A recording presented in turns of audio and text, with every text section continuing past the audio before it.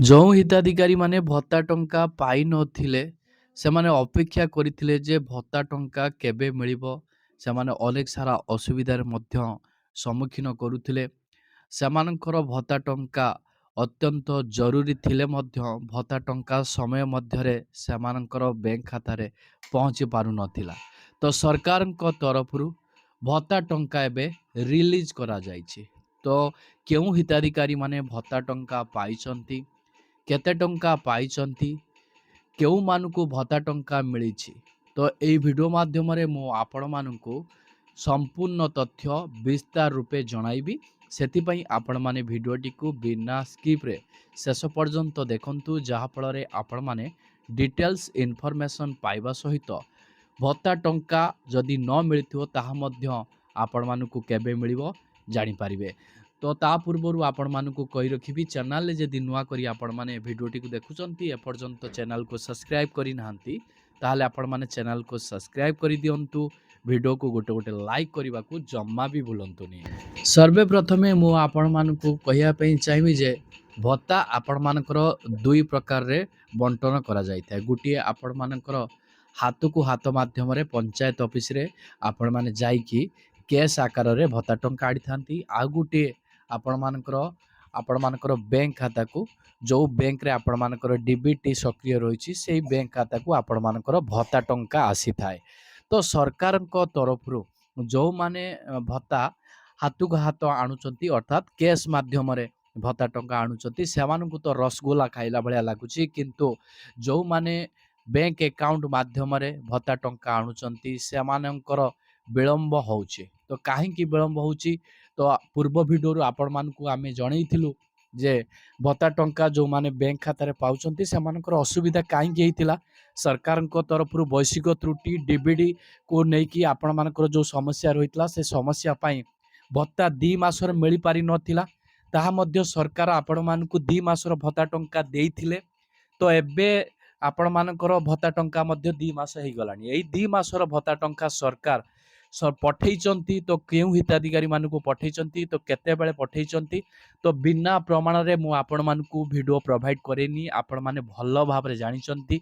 ତ ପ୍ରମାଣ ସହ ମୁଁ ମଧ୍ୟ ଆପଣମାନଙ୍କୁ ଦେଖାଇବା ପାଇଁ ଚାହିଁବି ଯେ ଭତ୍ତା ଟଙ୍କା ଯେଉଁ 2 ମାସ ରହିଥିଲା ହିତାଧିକାରୀମାନଙ୍କୁ ମିଳିଛି। ତ କେଉଁ ହିତାଧିକାରୀମାନଙ୍କୁ ମିଳିଛି ସେଇଟା ଆପଣମାନଙ୍କର ବଡ଼ ପ୍ରଶ୍ନ ରହିଛି। ତ ଆପଣମାନଙ୍କର ସମସ୍ତ ଡାଉଟ୍ ମୁଁ କ୍ଲିୟର କରିଦେବି ଏହି ଭିଡ଼ିଓ ମାଧ୍ୟମରେ।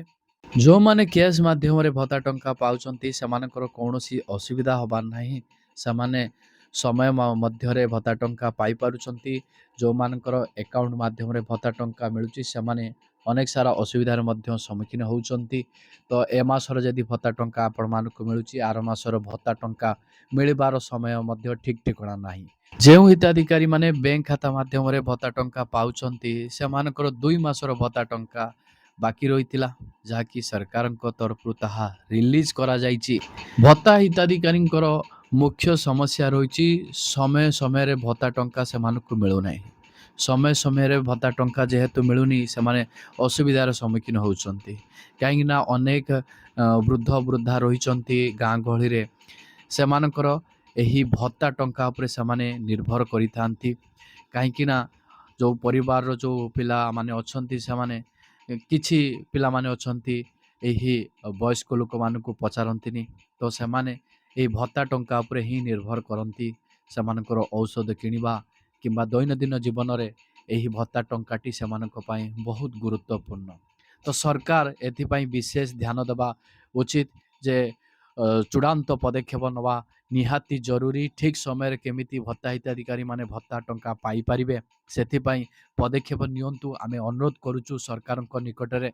ତ ବହୁତ ଭତ୍ତା ହିତାଧିକାରୀମାନେ ଭତ୍ତା ଠିକ୍ ସମୟରେ ନ ମିଳିବାରୁ ସେମାନେ ଔଷଧ କିଣି ପାରୁନାହାନ୍ତି। ସେମାନଙ୍କର ଯେଉଁ ଦେହ ଅସୁସ୍ଥ ରହୁଛି, ସେମାନେ ଏହି ଭତ୍ତା ଟଙ୍କାରୁ ହିଁ ପ୍ରତ୍ୟେକ ମାସରେ ସେମାନେ ଔଷଧ କିଣିଥାନ୍ତି ଏହି ଭତ୍ତା ଟଙ୍କାରୁ। କିନ୍ତୁ ଯେହେତୁ ସମୟ ମଧ୍ୟରେ ଭତ୍ତା ଟଙ୍କା ମିଳୁନାହିଁ, ସେମାନେ ଔଷଧ ବି ଠିକ୍ ସମୟରେ କିଣି ପାରୁନାହାନ୍ତି।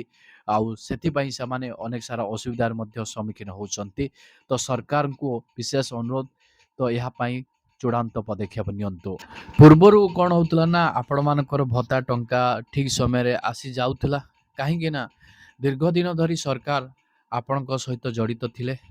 ଦୀର୍ଘ 25-26 ବର୍ଷ ଶାସନ ପରେ ଆପଣମାନଙ୍କର ଯେଉଁ ସିଷ୍ଟମେଟିକ୍ ଚାଲିଥିଲା, କିନ୍ତୁ ଯେହେତୁ ସରକାର ନୂତନ ଭାବରେ ପଦାର୍ପଣ କରିଛନ୍ତି ଓଡ଼ିଶାରେ, ତ ପ୍ରାୟ ସରକାରଙ୍କର 2 ବର୍ଷ ବିତିଗଲାଣି। କିନ୍ତୁ ଯେଉଁ ସିଷ୍ଟମେଟିକ୍ ରହିଛି ସେ ସିଷ୍ଟମେଟିକ୍ର ପରିବର୍ତ୍ତନ ଆଣିବା ପାଇଁ ସରକାରଙ୍କୁ ଅନୁରୋଧ କରାଯାଉଛି। ତ ପୂର୍ବରୁ ଆପଣମାନଙ୍କର 15 ତାରିଖରେ ଭତ୍ତା ଟଙ୍କା ଆପଣମାନଙ୍କର ଆସିଯାଉଥିଲା, ଆପଣମାନେ ଭଲ ଭାବରେ ଜାଣିଥିବେ। କିନ୍ତୁ ସରକାର ଏହାକୁ ନେଇ ବିଶେଷ ପଦକ୍ଷେପ ନେବା ନିହାତି ଜରୁରୀ। ତ ସିଷ୍ଟମେଟିକ୍ ହିସାବରେ ଭତ୍ତା ଟଙ୍କା ହିତାଧିକାରୀମାନଙ୍କୁ ମିଳିବା ନିତ୍ୟାନ୍ତ ଜରୁରୀ। ବର୍ତ୍ତମାନ ଆପଣଙ୍କର ମୋବାଇଲ ସ୍କ୍ରିନ୍ ଉପରେ ଦୃଷ୍ଟି ଆକର୍ଷଣ କରିବା ପାଇଁ ଚାହିଁବି। ଯେଉଁ ସ୍କ୍ରିନଶଟ୍ଟି ରହିଛି ଆପଣମାନେ ଦେଖିନିଅନ୍ତୁ। ତ ବିନା ପ୍ରମାଣରେ ମୁଁ ଆପଣମାନଙ୍କୁ ଭିଡ଼ିଓ ପ୍ରୋଭାଇଡ଼ କରିନି। ଆପଣ ଭଲ ଭାବରେ ଜାଣିଛନ୍ତି ଏହି ଚ୍ୟାନେଲ ଆପଣମାନଙ୍କୁ କୌଣସି ବିନା ପ୍ରମାଣରେ ଆପଣମାନଙ୍କୁ ଭିଡ଼ିଓ ପ୍ରୋଭାଇଡ଼ କରେ ନାହିଁ। ତ ଆପଣ ଦେଖିବାକୁ ପାଉଥିବେ ଯେଉଁ ସ୍କ୍ରିନଶଟ୍ଟି ଆପଣଙ୍କର ମୋବାଇଲ ଉପରେ ରହିଛି, ଥରେ ନଜର ପକାନ୍ତୁ। ଦେଖନ୍ତୁ, ଯେଉଁ ହିତାଧିକାରୀମାନେ ମାସକୁ 3500 ଟଙ୍କା ଲେଖାଏଁ ଭତ୍ତା ପାଉଛନ୍ତି, ତ ସେମାନଙ୍କର ଭତ୍ତା ଟଙ୍କା ଆପଣଙ୍କର ମୋବାଇଲ ସ୍କ୍ରିନ୍ରେ ରହିଛି। 2 ମାସର ଭତ୍ତା ଟଙ୍କା ସେ ପାଇଛନ୍ତି, 7000 ଟଙ୍କା ପାଇଛନ୍ତି। ଡେଟ୍ ମଧ୍ୟ ଏଠାରେ ମେନସନ୍ ରହିଛି। ତ 21 ଜୁଲାଇ 2026 ଡେଟ୍ ମଧ୍ୟ ମେନସନ୍ ରହିଛି। ଟାଇମ୍ ମଧ୍ୟ ଆପଣ ଦେଖିବାକୁ ପାଉଥିବେ 8ଟା 15 ମଧ୍ୟ ରହିଛି। ତ ଯେଉଁ ହିତାଧିକାରୀମାନେ ବୟସ୍କ 80 ବର୍ଷରୁ ଉର୍ଦ୍ଧ୍ୱ, ତ ସେହି ହିତାଧିକାରୀମାନଙ୍କୁ 3500 ଟଙ୍କା ଭତ୍ତା ମାସକୁ ମାସ ମିଳିଥାଏ। ତ ସେହି ହିତାଧିକାରୀଙ୍କର 2 ମାସର ଭତ୍ତା ଟଙ୍କା ବାକି ରହିଥିଲା। ତ ସେମାନଙ୍କର ବ୍ୟାଙ୍କ ଖାତାକୁ ବର୍ତ୍ତମାନ 2 ମାସର ଭତ୍ତା ଟଙ୍କା ସରକାରଙ୍କ ତରଫରୁ ରିଲିଜ୍ କରାଯାଇଛି। ତ ଆପଣ ଦେଖିବାକୁ ପାଉଥିବେ। ଦେଖନ୍ତୁ, ଯେଉଁମାନେ ବାର୍ଦ୍ଧକ୍ୟ, ବିକଳାଙ୍ଗ, ବିଧବା, ତ ଯେଉଁ ହିତାଧିକାରୀମାନେ ରହିଛନ୍ତି ସେମାନଙ୍କର ଭତ୍ତା ଟଙ୍କା ଯେଉଁ ରହିଛି ବାକି ରହିଥିଲା ସେମାନଙ୍କର ଭତ୍ତା ଟଙ୍କା ରିଲିଜ୍ କରାଯାଉଛି। ତ ଯେଉଁମାନେ ଭତ୍ତା ଟଙ୍କା ମାସକୁ 1000 ଟଙ୍କା ଲେଖାଏଁ ପାଆନ୍ତି ସେମାନଙ୍କୁ 2000 ଟଙ୍କା ମିଳୁଛି। ଆଉ ଯେଉଁମାନେ ମାସକୁ 1200 ଟଙ୍କା ଲେଖାଏଁ ପାଉଛନ୍ତି ସେମାନଙ୍କୁ 2 ମାସର 2400 ଟଙ୍କା ମିଳୁଛି। ତ ହିତାଧିକାରୀଙ୍କର ଯେଉଁ ଭତ୍ତା ଟଙ୍କା ବାକି ରହିଛି ସେ ଭତ୍ତା ଟଙ୍କା ସମସ୍ତ ଭତ୍ତା ଟଙ୍କା ଏକା ବେଳେ ହିଁ ଆସୁଛି। ତ ସରକାରଙ୍କ ତରଫରୁ ଯେଉଁ ନୂଆ ପଦକ୍ଷେପ ନିଆଯାଇଛି, ତ ସେଇ କାରଣ ଯୋଗୁଁ ଆପଣମାନଙ୍କର ଭତ୍ତା ଟଙ୍କା ଆସିବାରେ ବିଳମ୍ବ ହେଉଛି। ତ ଆପଣମାନେ ଜମା ବି ୱରିଡ୍ ହୁଅନ୍ତୁନି। ତ ସରକାରଙ୍କ ତରଫରୁ ଏହି କିଛି ଦିନ ସମସ୍ୟା ପରେ ସରକାର ପଦକ୍ଷେପ ନେଇଛନ୍ତି। ଆଗାମୀ ଦିନମାନଙ୍କରେ ଆପଣମାନଙ୍କର ଭତ୍ତା ଟଙ୍କା ମିଳିବାରେ କୌଣସି ଅସୁବିଧା ଯେମିତି ନ ହେବ ସେଥିପାଇଁ ସରକାର ପଦକ୍ଷେପ ମଧ୍ୟ ନେଉଛନ୍ତି। ସରକାର ଏଥିପାଇଁ ମଧ୍ୟ ଘୋଷଣା କରିଛନ୍ତି ହିତାଧିକାରୀମାନେ ୱରିଡ୍ ନ ହେବା ପାଇଁ ସରକାରଙ୍କ ତରଫରୁ ମଧ୍ୟ ନିର୍ଦ୍ଦେଶ ଦିଆଯାଇଛି। ତ ପ୍ରତ୍ୟେକ ଜିନିଷରେ ଯେଉଁ ଆପଣମାନଙ୍କର ତ୍ରୁଟି ରହିଥାଏ ସେ ତ୍ରୁଟିକୁ ସଂଶୋଧନ କରିବା ପାଇଁ ସମୟ ଲାଗିଥାଏ। ତ ସେହି ସମୟ ଅନୁସାରେ ଆପଣମାନଙ୍କର ଅସୁବିଧା ଗୁଡ଼ିକ ମଧ୍ୟ ଲୀନ ହୋଇଯିବ। ଗୁରୁତ୍ୱପୂର୍ଣ୍ଣ କଥା, ଯେଉଁ ହିତାଧିକାରୀମାନେ ଭତ୍ତା ପାଇଁ ଆବେଦନ କରିନାହାନ୍ତି ସେମାନେ ଆବେଦନ କରିନିଅନ୍ତୁ।